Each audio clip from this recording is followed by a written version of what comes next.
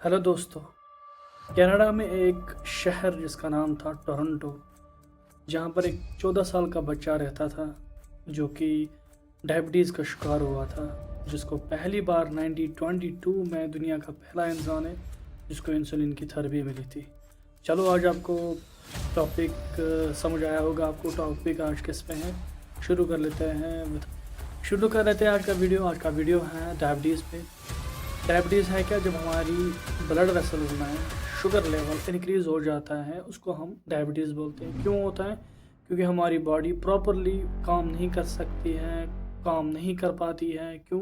क्योंकि इंसुलिन जो है वो जब रिलीज़ होता है या तो प्रॉपरली रिलीज़ नहीं होता है, या अगर रिलीज़ होता है तो उसमें जो हमारे सेल्स होते हैं बॉडी के वो उनको डिटेक्ट नहीं करते हैं, या फिर रिलीज़ ही नहीं होते हैं।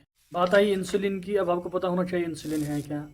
इंसुलिन एक हार्मोन है, हमारी बॉडी प्रोड्यूस करती है, जिसका काम होता है हमारी ब्लड स्ट्रीम में जितना भी शुगर है वहाँ पर उनको कन्वर्ट करना होता है ग्लूकोज में, और ग्लूकोज को इन द फॉर्म ऑफ एनर्जी में, जिसको हम एटीपी बोलते हैं। इंसुलिन हमारी बॉडी में जो ब्लड शुगर लेवल है उसको नॉर्मल करता है और लिवर को मैसेज पहुंचा देता है कि हमारी जो ब्लड शुगर है वो अब नॉर्मल हो गई है। अब बाकी जितना भी शुगर है उसको कन्वर्ट कर लो, स्टोर कर लो in the form of glucose. ये प्रिवेंट करता है फैट और मसल ब्रेकडाउन में। ये हमारी बॉडी में ज़रूरी क्यों है? ये हमारी बॉडी में इसलिए ज़रूरी है, अगर इंसुलिन हमारी बॉडी में इनफ नहीं हो, प्रॉपर नहीं हो या कम हो, हमारी बॉडी में क्या होगा, जो कि ग्लूकोज लेवल है हमारी ब्लड में उसको अच्छे से प्रॉपरली मैसेज नहीं पहुंचेगी। इंसुलिन वहाँ पर उसको कन्वर्ट नहीं करेगा ग्लाइकोजन में, हमारे लिवर तक अच्छे से एक मैसेज नहीं पहुंचेगी कि उसको ग्लाइकोजन में उसको कन्वर्ट करना है। दैट लीड्स, जब भी हम इनटेक कर रहे हैं, जो भी हम खाना खा रहे हैं, उसको at the end product glucose में होना है। ग्लूकोज लेवल क्या करता है? ग्लूकोज लेवल हमारी बॉडी में इंक्रीज़ होता जाएगा, क्योंकि जो इंसुलिन है वो अच्छे सिक्रीट नहीं हो रहा है। अगर सिक्रीट हो रहा है तो कम अमाउंट में हो रहा है, अगर ज़्यादा अमाउंट में भी हो रहा है तो उसको क्या है, जो बीटा सेल्स ऑफ लैंगरहैम, जिसको आइलेट्स ऑफ लैंगरहैम बोलते हैं, वो जो सेल्स है ना वो डिटेक्ट नहीं कर पाते, जिसकी वजह से हमारी बॉडी में जो ब्लड ग्लूकोज लेवल है, ब्लड शुगर लेवल है, वो इंक्रीज़ हो रहा है, और जो कि कारण बनता है डायबिटीज़ के। इसके भी दो टाइप हैं अब, क्योंकि अब तो मैंने पहले भी बताया था आपको कि इसमें या तो रिलीज़ होता है या कम अमाउंट में होता है, या फिर रिलीज़ ही नहीं होता है। ठीक है, ये दो टाइप के हैं। इसमें एक टाइप है जिसमें रिलीज़ होता है इंसुलिन, हमारा जो पैनक्रियाज है इंसुलिन को रिलीज़ कर लेता है, कम अमाउंट में कर लेता है या कर ही नहीं पाता है। जो टाइप 2 है वो क्या है, इसमें है इंसुलिन बेशक रिलीज़ हो जाता है, पर जो हमारे आइलेट्स ऑफ लैंगरहैम से जो हमारे सेल्स है जो उनको रिकॉग्नाइज करते हैं, जिनका काम हो था टारगेट सेल्स पे पहुंचाना है, इन ग्लूकोज को कन्वर्ट करना ग्लाइकोजन में, वो नहीं प्रॉपरली फंक्शन कर रहे, वो उसको डिटेक्ट नहीं कर पाते हैं। ये टाइप 2 है, जिसको टाइप 2 को बोलते हैं इंसुलिन रेजिस्टेंट ग्रुप। ये टाइप 2 है, इसको हम इंसुलिन रेजिस्टेंट भी बोलते हैं। इसमें क्या होता है कि इंसुलिन रिलीज़ हो जाता है पर वो डिटेक्ट नहीं कर पाता है, जिसकी वजह से जो हमारा ग्लूकोज है वो कन्वर्ट नहीं हो पाता है ग्लाइकोजन में। लिवर को अच्छे से प्रॉपरली फंक्शन नहीं मतलब उनको रिसेप्टर जो होते हैं, जो फंक्शन हैं, जो न्यूरोट्रांसमीटर्स होते हैं, वहाँ तक नहीं पहुँचती मैसेज लिवर को, क्योंकि जो हमारे सेल्स है जिनको रिकॉग्नाइज करना था, जिनको लिवर तक मैसेज पहुंचानी थी कि आपको एनफ, अब ब्लड में एनफ ग्लूकोज है, अब कन्वर्ट करना है आपको, अब इसको स्टोर करना है आपको, ताकि हमको फर्दर बाकी हमको ये काम जब करना पड़े, जब हम काम करते हैं ना, भूख लगती है, हम फिर खाना नहीं खाते, तब क्या होता है, तब वही ग्लाइकोजन वापस ग्लूकोज में स्टोर होता है, उसको बोलते हैं ग्लाइकोजिनोलिसिस। तो आपको पता होना चाहिए कि इंसुलिन जो है हमारी बॉडी के अंदर ये काम कैसे करता है, इसका काम कैसा है। हमने तो बता दिया आपको कि इंसुलिन है, अगर इंसुलिन नहीं रिलीज़ हो रहा है या ज़्यादा हो रहा है, कम हो रहा है, तब प्रॉब्लम हो जाती है। अब आपको पता होना चाहिए कि हमको ये जो इंसुलिन है ये कैसे काम करता है। इंसुलिन का सिंपल सा काम है, ये जो ब्लड शुगर जब हमारी अप होती है ना, हमारी जब हम कार्बोहाइड्रेट कोई भी चीज़ लेते हैं तो हमारी ब्लड शुगर क्या अप होती है, इंक्रीज़ हो जाती है। यानी कि हमने खाना खा लिया, उसको ग्लूकोज में, वो glucose at the end product glucose उसका बन गया, और ग्लूकोज बनने के बाद वो एब्जॉर्ब हो गया हमारे ब्लड में। ब्लड में जब एब्जॉर्ब हो गया तो ब्रेन ने सिग्नल पहुंचा दी, किसको? पेनक्रियाज को। क्या सिग्नल पहुंचा दी? कि हमारी बॉडी में, हमारी ब्लड स्ट्रीम में ग्लूकोज प्रेजेंट है, ग्लूकोज आ गया है। तो अब मैंने आपको बता दिया कि जो इंसुलिन है इसका मेन रोल है। अब आपको समझ आया होगा इंसुलिन का मेन रोल है हमारी बॉडी के अंदर। अब यहाँ पर इंसुलिन कैसे काम कर लेता है ये समझते हैं। सबसे पहले जब भी हमने कोई भी खाना खा लिया, कार्बोहाइड्रेट कुछ भी खा लिया, उसका एंड प्रोडक्ट ग्लूकोज हो जाता है। हमने खाना खा लिया, उसको ग्लूकोज बन गया, बाद में वो हमारी जो ब्लड है उसमें चला गया हमारा जो ग्लूकोज है। तो ब्रेन ने सिग्नल दी किसको? पेनक्रियाज को, कि ग्लूकोज लेवल जो है वो हमारी बॉडी में इंक्रीज़ हो रहा है। जब ब्रेन ने ये सिग्नल दे दिया तो क्या हुआ? Beta cells of islets of Langerhans जो है पेनक्रियाज के, वो एक्टिवेट हो गए। वो जब एक्टिवेट हो जाते हैं वो क्या करते हैं? वो बताते हैं कि हमारे बॉडी के अंदर जो शुगर लेवल है वो हाई है या कम है। ठीक है, जब उसने डिटेक्ट कर लिया हाई है, हाई इन द सेंस उसने क्या किया? बाद में उसने सिक्रेट इंसुलिन कर लिया। जब इंसुलिन सिक्रेट कर लिया है हमारे ब्लड में, इंसुलिन ट्रेवल करता है थ्रू ब्लड और पहुंचते हैं रिसेप्टर्स पे, जो हमारे हर बॉडी के अलग अलग रिसेप्टर्स होते हैं। हर केमिकल, हर हार्मोन्स के अलग अलग रिसेप्टर होते हैं, उनको अपनी टारगेट साइट पे ही पहुंचना है। सेम हमारे इंसुलिन जो है उसके भी टारगेट सेल्स हैं हमारी बॉडी के अंदर, हमारे ब्लड के अंदर। जब ये अब ट्रैवल कर रहा है इंसुलिन, जहाँ पर इसको टारगेट सेल्स हैं, जहाँ पर रिसेप्टर्स है, ये वहाँ पर पहुँच जाता है। यहाँ तक आपको समझ आया होगा कि क्या क्या करता है, कहाँ पर पहुँचाता है, इंसुलिन कैसे हमारी ब्लड के थ्रू जाता है, उसको सिग्नल कौन देता है, फिर आइलेट्स ऑफ लैंगरहैंस कैसे एक्टिवेट हो जाते हैं। ठीक है, यहाँ पर आपको समझ आया होगा। अब यहाँ से खेल और शुरू हो जाता है। जो हमारी बॉडी के अंदर हमारी जो ब्लड है, वहाँ पर जो ग्लूकोज हमने जो बना होता है, उसको फिर एनर्जी, वो हमारी अर्ली एनर्जी है, फ्यूल है हमारे लिए, उसका वो फर्दर जाता है हमारे सेल्स के अंदर, क्योंकि सेल्स में डिवाइड होने हैं, डिवीजन में काम आता है। क्योंकि एनर्जी, फ्यूल जब तक नहीं होगा, तो अगर गाड़ी में भी फ्यूल नहीं होगा वो काम नहीं करेगा। सेम यहाँ पर एज एन फ्यूल हमारे लिए होता है। ये कन्वर्ट होता है एटीपी में, एटीपी एडेनोसिन ट्राइफॉस्फेट, जो हमारे एनर्जी होती है उसको एटीपी बोलते हैं हमारे यहाँ पर साइंस की भाषा में। जो इंसुलिन है वो स्टोर करता है एक्स्ट्रा ग्लूकोज को, जो लिवर होता है वो कन्वर्ट करता है ग्लूकोज इन द ग्लाइकोजन, और वहीं पर स्टोर भी हो जाता है। जो फैट सेल्स होते हैं वो कन्वर्ट करते हैं ग्लूकोज को फैट में।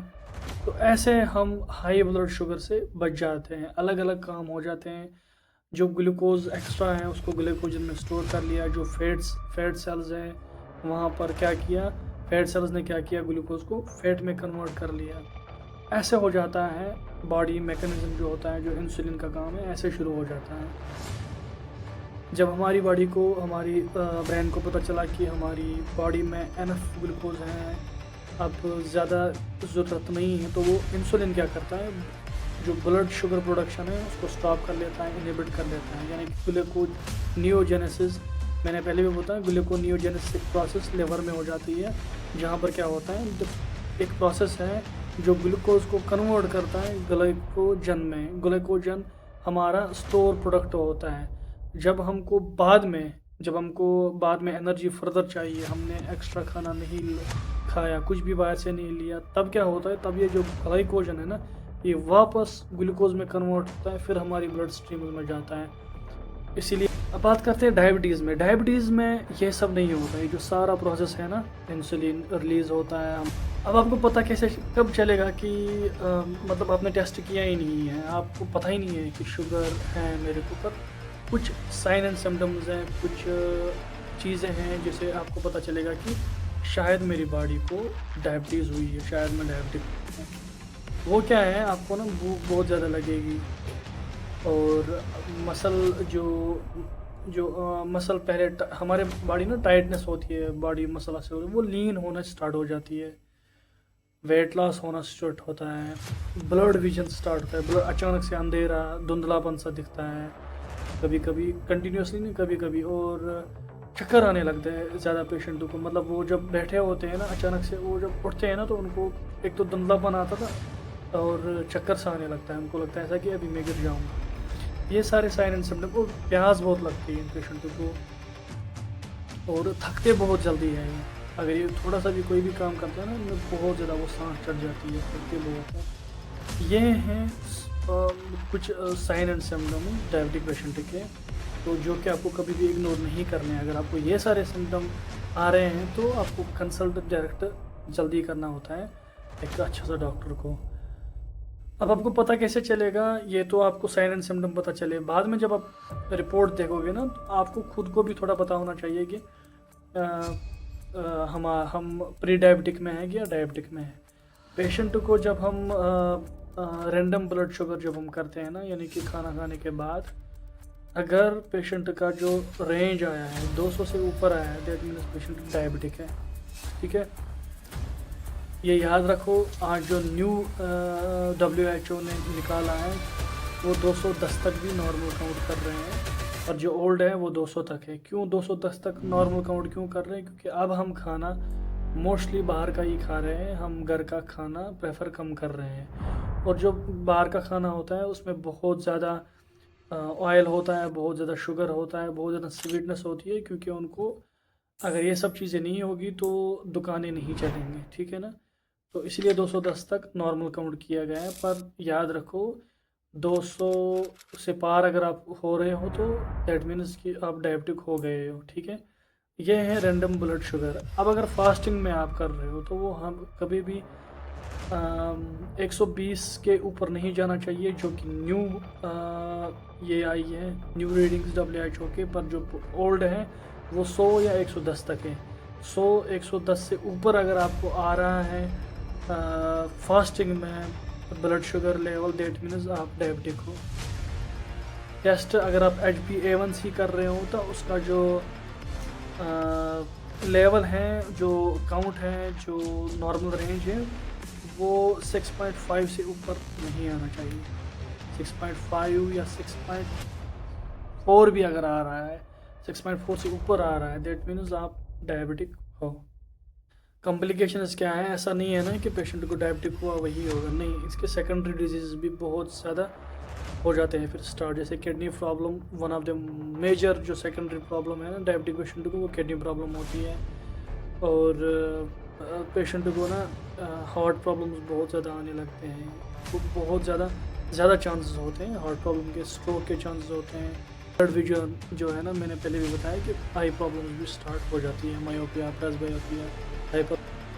अब बात करते हैं इसको मैनेज कैसे करें हम। हमेशा याद रखो बैलेंस्ड डाइट बहुत ज़रूरी है। आपको ज़रूरी नहीं है कि आप डायबिटिक हो गए तभी आपको ये सब करना है। आपको डायबिटिक, आप हेल्दी भी हो ना तब भी आप कर लो, डेली एक्सरसाइज कर लो, कम से कम आधा घंटा वॉक कर लो एटलीस्ट। अगर आप डायबिटिक हो आधा घंटा तो ज़रूर चल ही लो। और अगर आप बैठे हो तो 35 to 40 मिनट्स के बाद ना पोजीशन चेंज कर, उठो, थोड़ा चलो, एक ही जगह पर मत बैठो। जो डायबिटिक पेशेंट हैं उनके लिए है ये, ठीक है ना। और अपने मील जो आप खाना पीना है ना, एक स्टैंडर्ड बना लो, मॉर्निंग को रूटीन जो है ना अलग बना लो, जो इवनिंग में है उसको भी अलग में। और इंटरमिटेंट खाना बना लो, मतलब हर 3 घंटे के बाद आप मील लो, थोड़ा थोड़ा लो पर ले लो। और अपने वेट जो है ना, अगर आप 5-7% अगर आपका वेट कम हो रहा है ना, वो भी आपको मतलब बचाएगा फर्दर ग्लूकोज जो ब्लड शुगर लेवल को इंक्रीज़ होने से। ये सारे हैं प्रिकॉशन जो हम घर पे ले सकते हैं आराम से। और बाद में अगर हम टैबलेट की बात करते हैं, कोई मेटफॉर्मिन एज पर दी कितना भी कहाँ पर स्टेज, किस स्टेज पे पेशेंट होगा, मेटफॉर्मिन देते हैं, इंसुलिन थेरेपी देते हैं। अब बात करते हैं कि घर पे आप कैसे इसको ट्रीट कर लोगे। सिंपल सा तरीका है, जो हमने प्रोटीन है ना उसको अगर मान लो 1 स्कूप है ना, उसको चौथा हिस्सा कर लो प्रोटीन का, वो ले लो। अगर आप कार्ब ले रहे हो उसको 1 स्कूप है, उसको तीसरा हिस्सा कर लो, वो लेना है।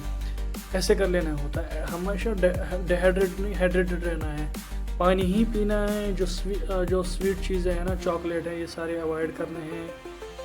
और जो सफ़ेद चावल हैं ये टोटली अवॉइड करने हैं। सफ़ेद ब्रेड है ये भी टोटली अवॉइड करना है। ब्राउन जो ब्रेड है, ब्राउन राइस है, ये खाओ instead of these white things. और ये शाम को एक आलमंड जो बादाम होते हैं, जो ड्राई फ्रूट्स होते हैं ना, उनको भिगो के रखो और सुबह वो खा लो। ऐसा सीधे मत खाया करो, उनको भिगो के रखा करो, सुबह खा लो, वो ज़्यादा बेहतर है। प्रोटीन जो शुगर चीज़ें हैं उनको टोटली अवॉइड कर लो। ये एक नॉर्मल पेशेंट के लिए भी हानिकारक होता है। शुगर बहुत ज़्यादा बड़ा दुश्मन होता है एक इंसान का, इसको अवॉइड ही कर लो तो ज़्यादा बेहतर है। और अपना जो मील है, जो स्टैंडर्ड आपने बना दिया है, जो भी टाइम टेबल आपने बना दिया है, उसी पे ही कायम रखो, कंटिन्यू। मैंने पहले भी बताया कि 3 घंटे के बाद कुछ ना कुछ खा लो, इंटरमिटेंट खाना कर लो। तब क्या होगा कि आपका जो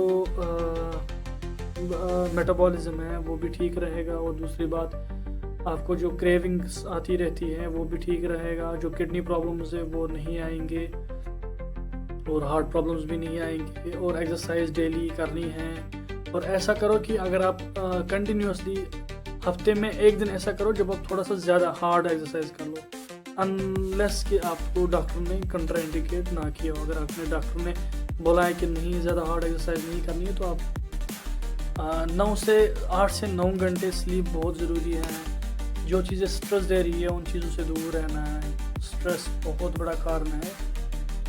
स्ट्रेस का अभी तक अननोन रीज़न है। स्ट्रेस जो है ना, इसका अभी तक कोई इलाज निकला है, तो इसलिए स्ट्रेस ना लो, दूर और स्ट्रेस चीज़ों से। दुनिया चलती रहती है, आपके बाद भी चलेगी, आपसे पहले भी चली, आपके होते हुए भी चल रही है, ना होते हुए भी चलेगी। तो स्ट्रेस लेने की बात नहीं होती है। हमेशा अपने ईमानदारी से काम कर लो, एक हार्ड वर्क कर लो, एक मेहनती इंसान बन लो। बाकी सब कुछ ऊपर वाले पे छोड़ दो। उन्होंने पहले दुनिया में दाना दिया होता है, पहले दाना भेजा होता है, बाद में इंसान। हम ही परेशान होते हैं, हम टाइम से पहले चाहते हैं और जो जितना हमको नहीं चाहिए उससे ज़्यादा चाहते हैं, मांगते रहते हैं। तो इससे भी बहुत ज़्यादा प्रॉब्लम्स हो जाती है। कि आप कोशिश कर लो हमेशा मुतमईन रहने की, इत्मीनान से रहो और ऊपर वाले पे भरोसा रखो कि वो कभी भी हमारे साथ गलत नहीं होने देगा। हम खुद के लिए ना बेहतरीन ढूंढते हैं, जबकि ऊपर वाले ने हमारे लिए बेहतरीन। जाते जाते आपको बता दूं कि वर्ल्ड वाइड में सबसे टॉप मोस्ट जो कंट्रीज़ हैं जिनमें डायबिटिक के पेशेंट्स बहुत ज़्यादा इंक्रीज़ हैं, नंबर 1 पे आप बता दोगे। नंबर 2 पे चाइना है जो 148 मिलियन है। और नंबर 3 पे यूएस है जो 48 मिलियन है। और नंबर 4 पे पाकिस्तान है।